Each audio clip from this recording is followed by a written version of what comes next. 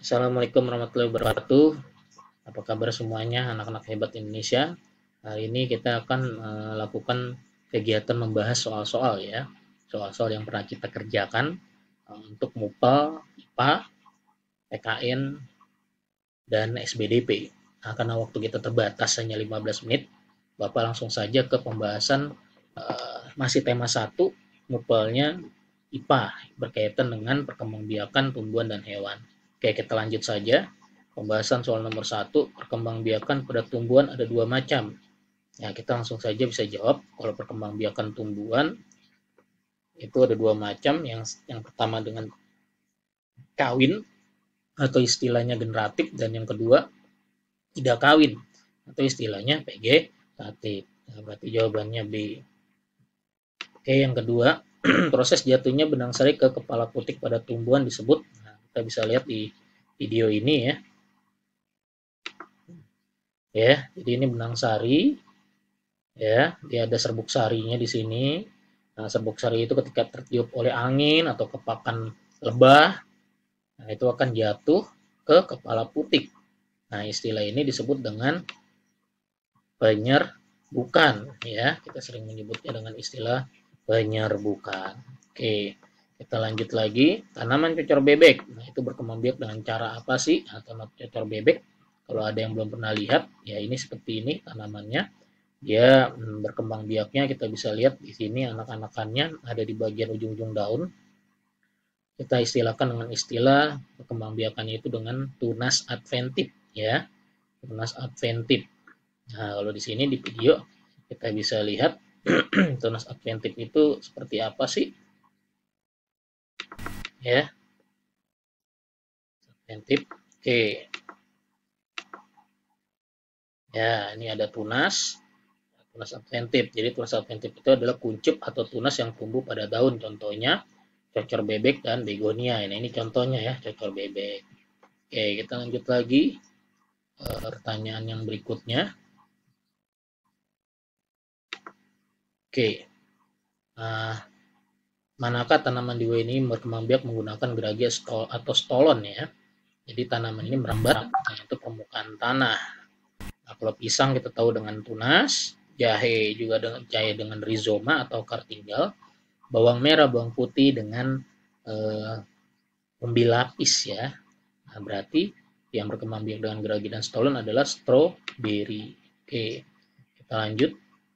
Yang berikutnya, manakah di bawah ini tidak termasuk pembiakan secara vegetatif buatan? Nah, kalau vegetatif buatan, seperti kita tahu, ya, di sini istilahnya ya.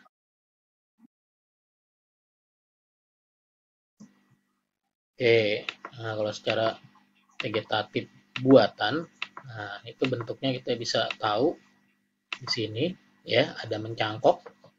Yang pertama, yang kedua merunduk. Nah, mencangkok ini contoh tanaman yang bisa dicangkok kayak mangga, ya rambutan, ya. Nah, sedangkan yang tanaman yang bisa dikembangbiakan dengan vegetatif buatan merunduk, contohnya adalah mawar. Dan di sini ada okulasi atau menempel. Nah, ini juga bisa kita terapkan pada tanaman-tanaman yang batangnya besar ya. Dan yang keempat adalah kopulasi menyambung atau mengentel. Dan ada lagi yang kelima sebetulnya stek. Stek itu dengan memotong juga bagian batangnya tapi ditancapkan ke tanah. Ya, contohnya tanaman singkong. Ya, kalau stek batang, kalau stek daun contohnya cocor bebek. Oke, kita lanjut lagi.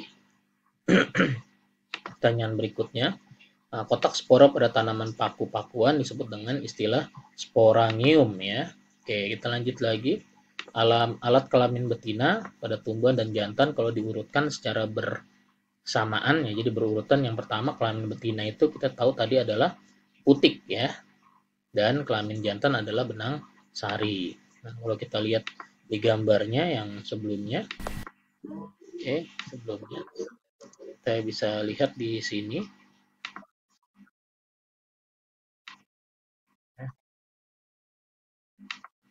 Oke, kita bisa lihat di sini bagiannya. Nah, ini benang sari ya, dan ini kepala putiknya.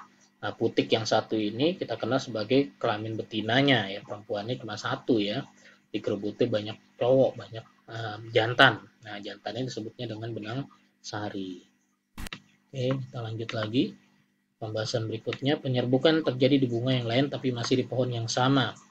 Nah, kita lihat di sini analisisnya, ya, di pohon yang sama ya. Oke. Nah, kalau ini kan satu pohon nih sendiri. Jadi benang sari, serbuk sarinya nempel di putik bunga itu sendiri, makanya disebutnya penyerbukan sendiri. Nah, kalau benang sarinya ini jatuh ke kepala putik di bunga lain tapi masih satu tangkai, nah ini disebutnya penyerbukan tetangga, ya. Nah, kalau eh, benang sarinya ini jatuh ke kepala putik bunga yang sama tapi beda tangkai, nah itu disebutnya penyerbukan silang.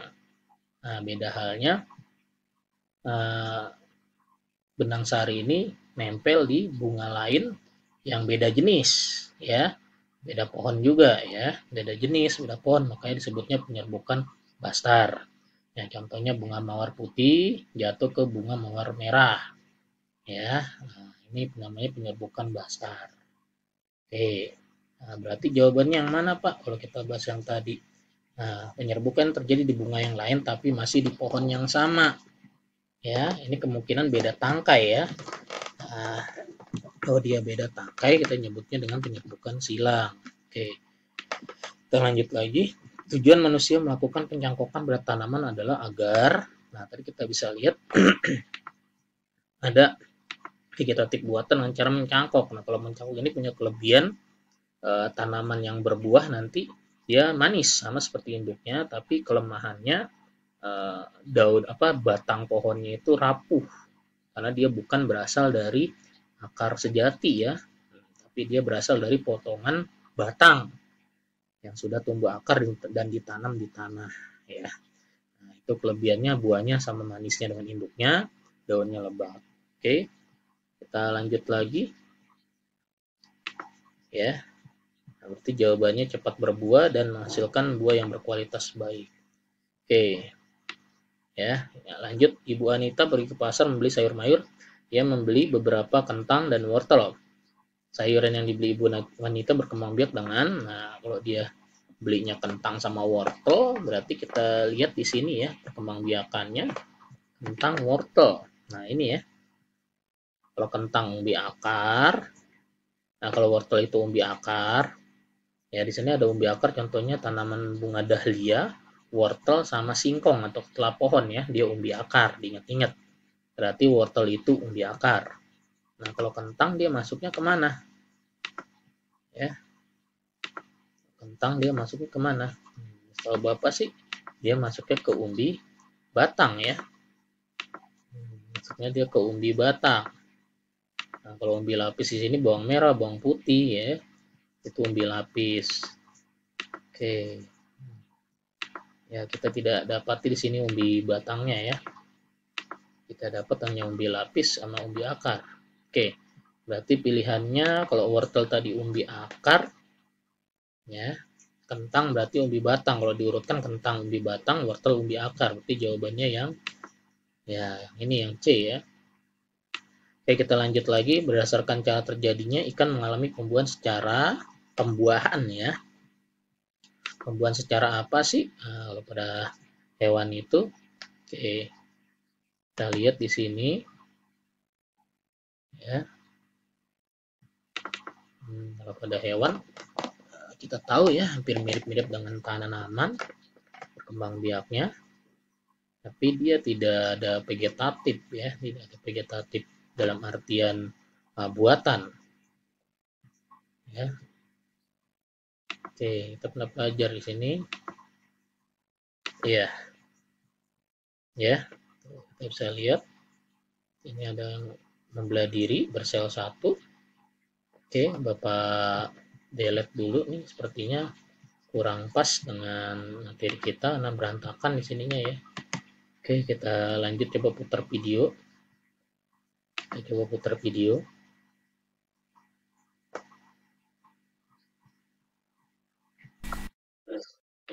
Ya,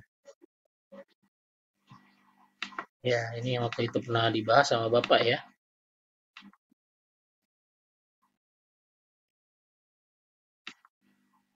Oke,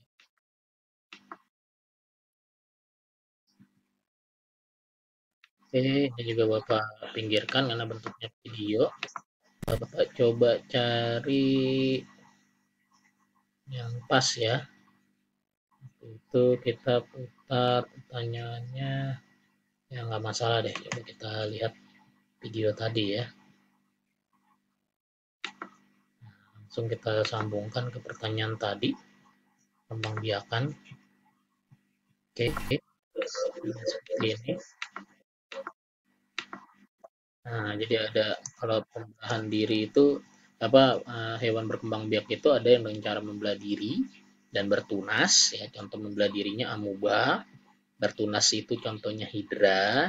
Ya nanti juga ada fragmentasi ya contohnya yang dialami oleh cacing planaria. Lalu ada pula eh, hermaprodit ya. Jadi dia eh, dia berkelamin ganda ya. Jadi di dalam satu tubuh itu ada jantan dan betinanya.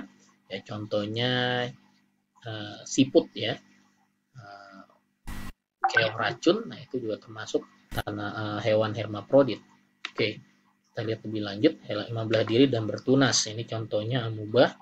Dia membelah diri ya, cara perkembangbiakannya tanpa melalui proses perkawinan. Oke, contohnya amuba ya. Terus ada yang bertunas. Nah, contohnya di sini hidra. Nah, yang bertelur itu contohnya burung dan ikan, serangga, nah, serta katak dia bertelur ya. Lalu ada pembuahan yang kenal dengan pembuahan internal. Jadi pembuahannya terjadi di dalam tubuh hewan betinanya. Ya, contohnya di sini ada burung dan serangga.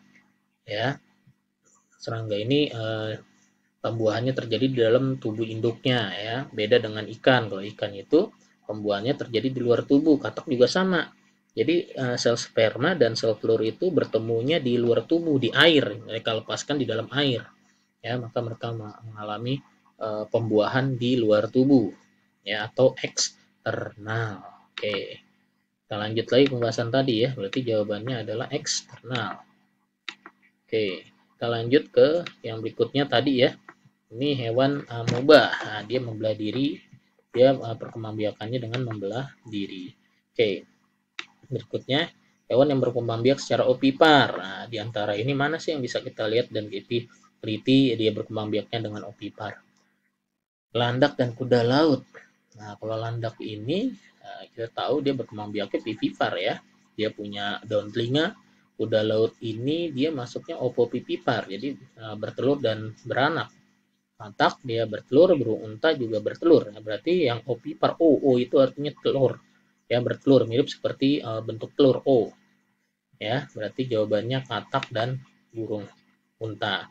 Nah, singa laut dia pipipar, hiu opopipipar, ya, platypus dia termasuk jenis opipar, tapi dia memiliki uh, ini ya puting susu ya untuk menyusui anak-anaknya. Ini yang unik dari platypus. Paus pipipar, ya dia beranak. Oke, kita lanjut lagi. Salah satu ciri sederhana hewan yang berkembang biak dengan cara pipipar adalah ya ini tadi pipipar V. Berarti dia melahirkan, ya, menyusui anaknya. Dia punya puting susu. Kalau yang melahirkan itu dia punya puting susu, dia gunakan untuk menyusui anaknya. Pada daun telinga dan kalau pada hewan ternak kukunya genap ya. Itu ciri yang gampangnya kalau hewan vivipar. Kalau ovipar dia tidak berdaun telinga. Oke, kita lanjut lagi keistimewaan platypus. Ya, tadi dikatakan platypus itu termasuk hewan yang opipar ya, opipar bertelur tapi dia menyusui anaknya. Ini yang unik dari platypus. Oke. Yang berikutnya Nematoid hydra. Tadi kita tahu dengan tunas ya. Oke, yang berikutnya selama pertumbuhan perkembangan embrio ayam di dalam telur dia memperoleh makanannya dari mana sih? Ini calon ayam. Nah, dia dapatnya dari kuning telur atau yolk. Oke, yang berikutnya siput ya atau keong racun. Tadi Bapak katakan dia hermaprodit, dia berkelamin ganda. Oke.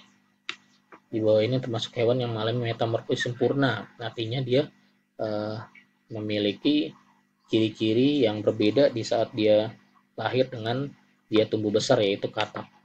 Oke, saya rasa udah cukup ya. Oh, satu lagi. Nah, ini